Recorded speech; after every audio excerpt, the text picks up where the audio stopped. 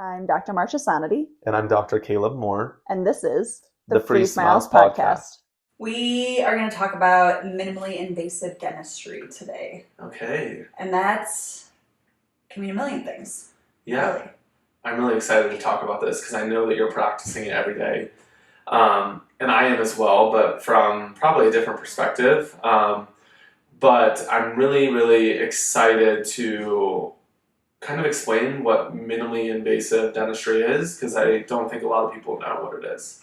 Yeah, I don't think people, it's like you don't know what it is, but also like the goal of a minimally invasive dentist, someone who looks at your health in a way that's trying to be as minimally invasive as possible, it doesn't mean that we're not doing any dentistry at all. It means that we are setting things up to either do less dentistry down the road, or we are preparing the tooth in a way, or preparing your bite in a way, or setting things up to take as little of tooth structure as possible. Exactly. In my perspective or my personal opinion, I think being minimally invasive means me aligning the teeth properly so that when I'm doing restorative work, I'm having to do less of my preps. If I'm doing a veneer case, I want to consider doing clear aligners before that veneer case so I can put the teeth in a position that I can do minimally prepped or no prep veneers. I was going to ask, how are you aligning these teeth, and what are you looking for when you're looking to set up these cases? Yeah. A few different things. So what's your bite? So bite clearance is a huge part of it, and is there any trauma to your current bite? So if you already have wear, or if you're already losing tooth structure due to your bite not being aligned properly, you have what we call collisions or a frictional bite by Coy's definition of it. We know that your teeth alignment is already colliding with each other. So your top and bottom teeth are colliding with each other. You're wearing tooth structure away already. So we know that you're only supposed to lose about 1 millimeter of tooth structure for an entire lifetime, over 100 years. And if you're already chipping and wearing your front teeth, your mouth is already set up as it is invasive. Your mouth is itself is an invasive process because it's already chipping away. So when I'm looking at that kind of thing for a veneer case or a smile design case or opening up your bite again because it's got collapsed so much over the years, I want to make sure I'm getting enough clearance, especially in the front teeth. So if I'm building up posterior teeth, I know that I'm going to need to open the bite in the back, which will give me some room in the front. But can we bring those teeth up or back, or kind of move them in order to not have to remove any in between the tooth structure? Because correct me if I'm wrong, but ideally we want 2 millimeters of overjet and 2 millimeters overbite, right? Yeah, ideally. Right, and we don't want any occlusion there. We want them to be open, free of contact, so that way anything that we were to add or change is going to last a long time. Yep. Yeah. Okay. And that's when you're setting up finishing your orthodontic work properly. So when it comes to finishing where your aligner case is going to be, you also want that similar overjet, but it sometimes it depends on the patient's profile. So if someone already has somewhat of an overjet, or what we call a class 2 occlusion, where they're already a little more forward with their upper jaw, you want to make sure that you're not proclining or tipping their teeth forward in order to they're not going to have their teeth showing at rest. So you want someone when they're at rest or looking at their profile to not have that's another way of describing it. It's just my teeth are coming out of my face. Yeah, exactly. So there's a way to design that properly where you're having that and sometimes there's a compromise in between the two. Sometimes you can't move the teeth to exactly where you want to be because it's going to compromise the aesthetics at the end. Yeah. So then we're kind of playing with, okay, we're going to move them here, but we'll still need to remove of 1 millimeter or so. And there's limitations in the bone, right? The bone is thinner in the anterior, areas, so you have to consider that. And I think we talked about, in the last episode, we talked about how with Invisalign, you can actually incorporate their CBCT to know, can you move these teeth where you want them, or if you're looking at the aesthetic approach that you want, is there bone there, right? Is there bone there? Do I have to move that tooth that way? Can I retract the tooth but procline it to a certain degree? Can I use the palatal bone in a certain way? Do I want to do, gingival grafting before I move that tooth in the alignment because that's going to give me a better, outcome because that tooth already has recession? Do we want to set? There's all these factors that go into it, and I think if you break it down in a systemic approach, Where's the bone support? Do they have healthy periodontium? Are they periodontally compromised, but they're stable at this point, not losing more bone? Are they on their regular maintenance visits? Right. All those things go into moving a like periodontally compromised person or compromised case. And again, to be minimally invasive in those things means doing things in a way that makes sense. Like you don't want to move their teeth in a different tray every 7 days. Right. You want to probably push that to like 2-3 weeks per tray if someone has like a reduced periodontium. Right. Yeah. Yeah, and I think that's really important. I mean, there are many aspects to consider. Mm-hmm. So whenever you have a patient who comes in and they say, I want veneers, right? And they're like, have you heard of no prep veneers? So I really don't want you drilling on my teeth. How are you having that conversation with them? You know, how do you explain like that they have to have bone there, a stable, periodontium, they need to have their, bilateral stabilization in the back. Like, how do you explain those things to somebody and really just allow them to comprehend what we're trying to do to reach their goals? Yeah, so I think my approach to that has evolved over time because I didn't always have the technology that I wanted that I have now. I didn't always have the tools that I wanted, but I at least had an intraoral camera and I had bite paper. So Exactly. Originally I would just use horseshoe bite paper, had the patient chew on it. I would take photos of their occlusion, like their arch, and say, hey, do you see where these really heavy blue marks are? That's where you're hitting and that's where your teeth are chipping. Like that's where your heavy marks are. So when I want to put beautiful veneers on your teeth that you want to last for a long time, we don't want them to be hitting here, or I have to remove that amount of tooth structure in order to fill it with a veneer. Yeah. If you want your teeth to be longer, yes, there's crown lengthening we can do to bring the gum up. But if you want your tooth to be longer and your smile line, we either need to move the teeth, so get your bite to be healthy. We need to make sure your bite isn't colliding into your front teeth anymore. Right. That's a huge, kind of talking point. And now that I still use the bite paper, I still find that as like my go-to is like, hey, let me show you why you chipped this tooth. Chew on this paper. Look at this giant blue mark that you just made across that entire incisal edge or whatever it is. Now I use a scanner. Now I use the iTero scanner to me because it's the simplest, it's the fastest. My team knows how to use that the easiest. Right. And I'll bring up the heat mapping feature on that. Go through their bite, go through their scan. I mean, I think people just like seeing those things. Like they get excited to be like, oh, that's what my teeth look like. Mm-hmm. Oh my gosh, yeah, like maybe I do, like maybe I want to whiten. And then really what I talk to them is, what's your goal? Do you just want your teeth to look a bit better? Do you want your teeth to last? Like most people's goal isn't just to have beautiful teeth. I mean, that is a goal, but most people are like, hey, I want my teeth to be healthy and I want them to last and I want less dentistry down the road. That's also my goal. Yeah, and I think it's really interesting to me because, there's always these jokes and memes online of people being like, they have really bad periodontal disease and like, oh, do you all have whitening? Like, can I whiten my teeth? And we think that's the reality, but exactly. But the reality is there are a lot of patients who are really concerned with the functionality of their teeth. I had a patient come in today who, he had ortho when he was 13, he has a permanent retainer, but he's in a constricted occlusion now. Mm-hmm. And, I had the discussion with him, he's like, I want to realign, like I'm ready. He said, I want to make sure, he's like, he has, a medical history and some issues. He's like, I want to make sure that, he was asking me questions like I had never heard before, like he asked me about xylitol gum, and I was talking to him about that, and he's asking me about, oil pulling and things like that. But he just... I hear those all the time in my practice. I get that question daily. So in the location that I'm at, I do not, but I was actually like, wow, this is exciting. Somebody is being proactive and they actually care about saving their teeth, because when they're 60, 70 years old, they don't want to deal with teeth that are worn down to nubs, right? Yep. So I think that there is a population out there, and it's just knowing how to kind of shift the mindset. I think a lot of people think, if a tooth is broken, we fix it, right? Mm-hmm. But it's not just one tooth that's broke, it's the system that's failing you, right?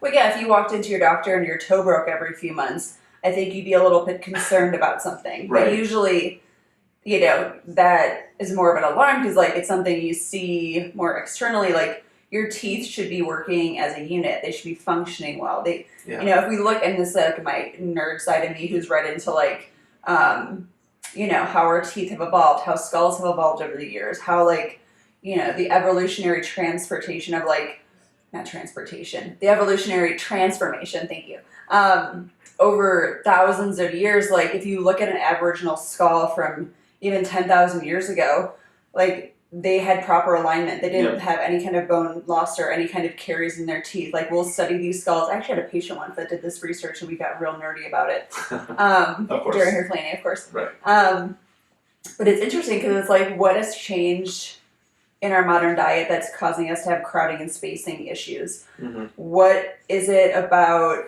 how we're developing now? And it's not all over the place. Like there's still people that grow and develop with like normal function and all those things. There's genetic components to that, of course, but there's also a food, diet, a wellness part of that. How dentistry was done 20, 30 years ago is very different than how it's done now. Right. How we leave orthodontics and how we leave them in a constricted bite or a frictional bite.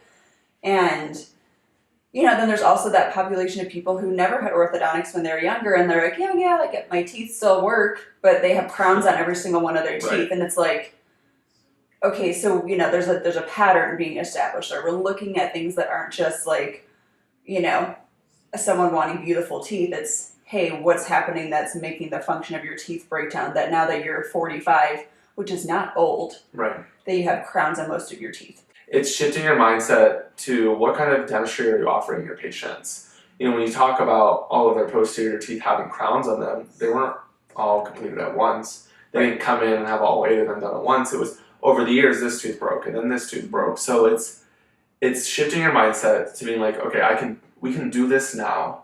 If you're willing to commit to this plan, we can raise your bite by additive procedures. I think it's shifting your mindset to being additive and saving their bite, realigning, adding material, making sure things are stable. So I think that, as providers, we're lucky. We're so lucky to have people like John Coyce and all of the resources that we have now to kind of shift the way that we do things. Because like you said, the amount of patients that we see on a daily basis that I have to explain to them, they're like, well, I had ortho and my teeth look fine. And I'm like, but they're not functioning the way that they should, so. Well, and that's it. Like there's kind of like a lens. So like when we go through these classes and we're learning about all these things, like not every patient who has like a tighter bite in the front is a constricted bite. Right. That depends on how their joint and their health or how their function is now. If they've been in that bite for 20 years and they don't have any chipping or wear in their teeth, they're probably fine. You know what I mean? But is that person coming in like, oh yeah, like ever since my 20s, I've had like, this started popping over here every once in a while, and every once in a while it'll lock, and then you see like anterior chipping, and it's only on their front few teeth, and then you look at how that matches up with their bite, and then you put in like, okay, let me use this bite paper, let me see how your bite is looking, and then they're talking about, oh my gosh, I want my teeth. Like I have people that come in, they're like, I'm just noticing my teeth are chipping. Why are they chipping? Right. And most of the time it's going to be because their front teeth are chipping, but is their second molar also chipping in that? Is it, taking all those principles and applying them? And it's kind of meeting a patient where they are at that time. Because to me, and again, we're coming back to this minimally invasive kind of a thing. Like, are we having that conversation and that patient might not be ready to go down that road, and they really need to think about, like, where do I want to see? It's like, if you go to your trainer and you're like, oh, where do I want to see my health in a few years? It probably means you're going to have to start going to the gym more. You're probably going to have to do some work in the beginning in order to set that investment up for the long term. It's like anything else in our health. It's not going to happen overnight. It's going to be an investment of time and energy. But what's that outcome worth to you? I agree. Yeah. So you have the conversation. I think these are all great points to make the patient aware of what's going on, number one. Because a lot of people, even though they know there's a problem, they don't completely understand what the problem is or the severity of it. Yeah. So I think everything that you said is great. It brings awareness. They have to go through, the ladder, right? They have to even be aware and recognize what's going on before they can commit to any action. And so, once they're ready, what are we doing as providers to provide them with minimally invasive dentistry? I know we talked about clear alignment, but after we set them up for a clear alignment, then what are we doing? Yeah, and it's always a question of, again, the patient's goals and what they want. So there's, for me, I offer 2 different technically 3 different types of veneer processes. Mm-hmm. So really, veneers can be broken down to 2 different things, realistically. One of those has 2 different ways of doing it, but there's more than one way to do everything. So I do either like an injection molding composite veneer. So what injection molding is it actually it's totally additive. You don't have to numb you. It is all done. We have to do like some lab work, some wax ups, or what we call like making models of the teeth and building the teeth up. And then once we do that, then we're, adding the composites in a very specific way. Like that technique takes multiple hours to achieve and to polish properly and to do all those things. I've done quite a few cases of that now, and I would say it's probably one of my favorite things to do because I'm not touching your teeth. Right. I mean, I don't want to drill on your teeth. I don't want to have to take away tooth structure or do anything unless we have to, unless we're changing the shape of the tooth. Like if you have a really wide central and we need to try to balance that shape, we need to remove teeth from something. We need to like slim that tooth down a little bit. But realistically with composite veneers, if you just want to lengthen, add a little bit of shape change, that can all be additive, and that's a great option for people, but we have to have a good bite. And we have to remember that our teeth are not tools at that point. We're not opening up, beer bottles with those. We're not, there's a way that those can chip over time, just with, normal daily life. So that's one thing, but it's nice because you can repair those. You can go back and be like, oh, 5 years later, they had an accident, they chipped one of them. We can add to that. We don't have to replace the whole gambit, which is nice. The other option is to do regular, lab-made veneers or porcelain veneers, which can be a minimal prep or a no prep. And that all depends on spacing. So that's where we're talking about, are we doing some alignment beforehand? Do we have the correct bite to support no prep veneers? Are your teeth slim enough that if we do totally additive on the porcelain side of it, are your teeth going to feel bulky? Are you going to feel like your smile or your lip posture is different? I was going to say, what's their facial structure like? And is that, if we do completely additive, not everyone is a good candidate for it. If you don't want really bulky teeth, if your facial structure doesn't allow for that, like, I don't think I would look good with. I would look terrible because I already have big funky teeth in the front, so I don't know if I could. Yeah, I don't think I could do a minimal prep veneer myself. And I think no prep veneers have become, it's like all the rage right now. You go on Instagram Reels or you go on TikTok or whatever you watch online and you see a video about like no prep veneers. And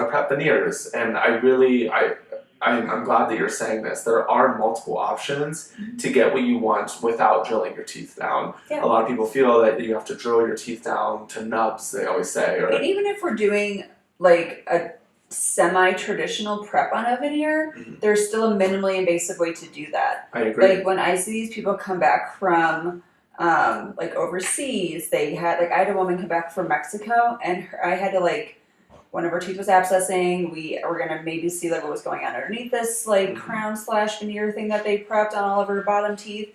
Her tooth literally was like a little nub, and of course that crown failed. And they had this weird post but not endodontics done. It was just like a paper clip in the middle that was holding it in. So that to me is not minimally invasive. Maybe that was $500 for you to get it done, but now I'm extracting your tooth today because there's no more tooth gone. So what is minimally invasive worth to you to invest in? Because it takes us more time, more energy, and more education to do things minimally invasive. Because we are training how to not touch your tooth, and that takes more time because we're smoothing, we're shaping, we're making sure your temporary crowns or veneers that you're in are going to last you for the 4 weeks that our lab is making those. The shade is going to be on point. They're going to be the shape that we decided and we waxed up. All of these things take so many hours to not only learn, the thousands of dollars that we invest into how to do these things as minimal as possible is a lot. And if you as the consumer want to, shop around and find the cheapest way to get something done, I think that's fine if you want to do that, but understanding that might not last that long. Do your research and know that you're getting what you paid for, right? As much as minimally invasive dentistry can be expensive or seem expensive to people, like you said, what does that investment look like for you? What are you getting out of that? And I think that, we spend a lot of time not only taking the CE and learning how to do these things and learning the principles and the precision, drilling that we would have to do, or molding or shaping. But then planning, so much planning. We're downloading the software, we're planning the case, we're making sure these movements are safe, or that if their Conversations occlusion with our is dialed labs, in. like Exactly. a lot of times, we talk with our lab back and forth. We're sometimes even going into the lab, or having these one-on-one talks, having a good conversation with your lab, which also has to do with being minimally invasive. You want to be able to have a good lab that that they can provide what you want from them when you're sending them this case. They know what your prep design is. They know what to do with that porcelain. They know how to properly mill that porcelain, so we're not having different fluctuations in heat or things like that, or whatever it may be.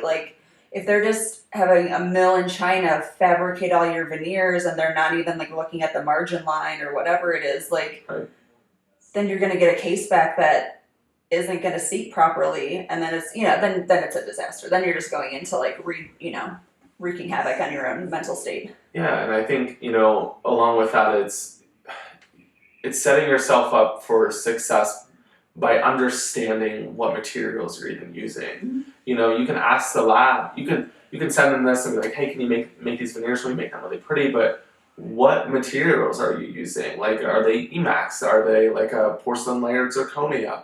When are you going to do the two? Is it a lithium disilicate? There are different materials out there, and they're going to bond differently, and we have to understand the science behind them if you want them to last.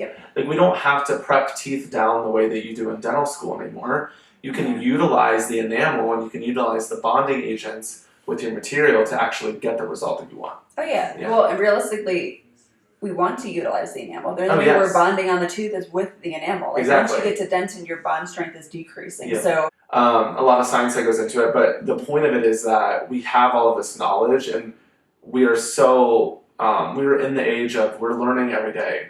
There are so many resources out there, and tools and materials and bonding agents, and there's no reason that we should be prepping teeth out in the way that they did 15 to 20 years ago, because we can use all of these resources to give patients a good result.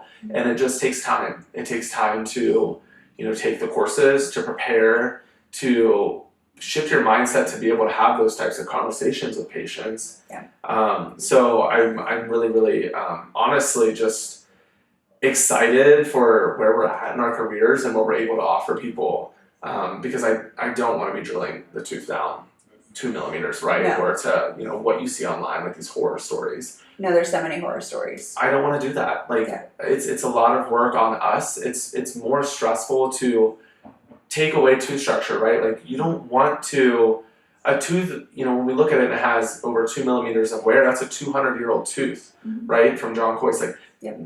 So why would we drill away 2 millimeters of the tooth?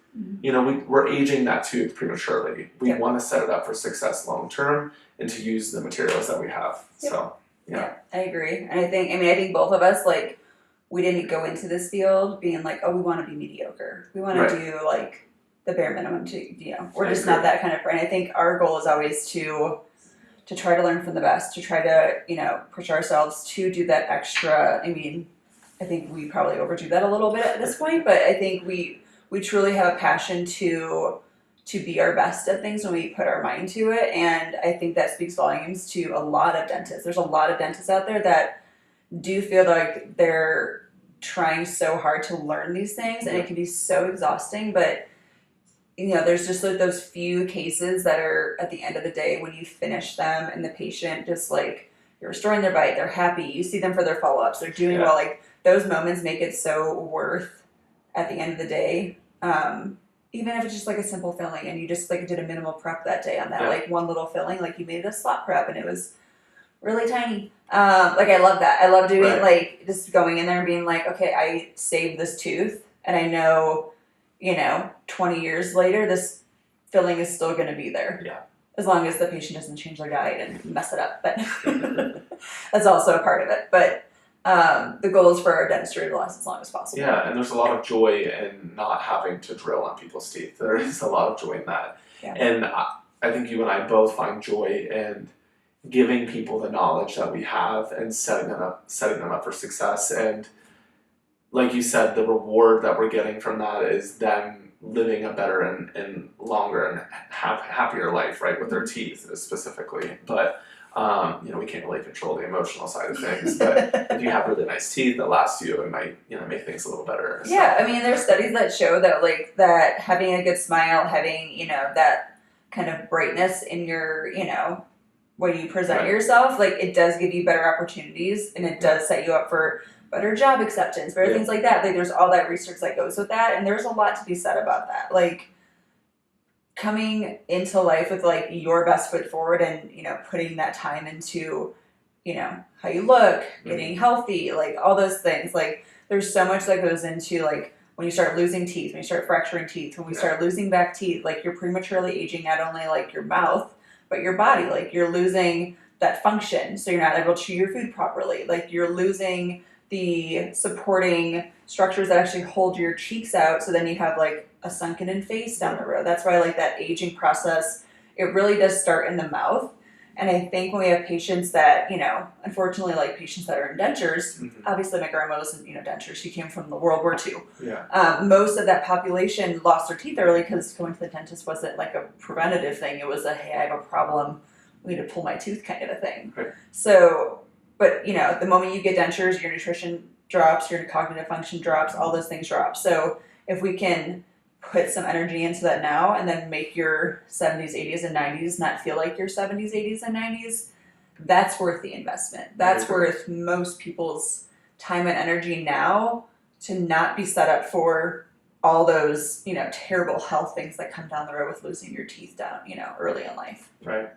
And I think too, from not even just from a cosmetic, concept, it's truly a functional concept. And whether we're doing that with veneers or additive restorative or injectable composites, there's also a surgical component to that as well, which I would love to dive into on another episode. Yeah. But I think the goal is to be minimally invasive, to treat people with respect, and to educate and give them the tools to make these decisions. And that's how you're gonna have a great career. Yeah, so, I agree. Yeah.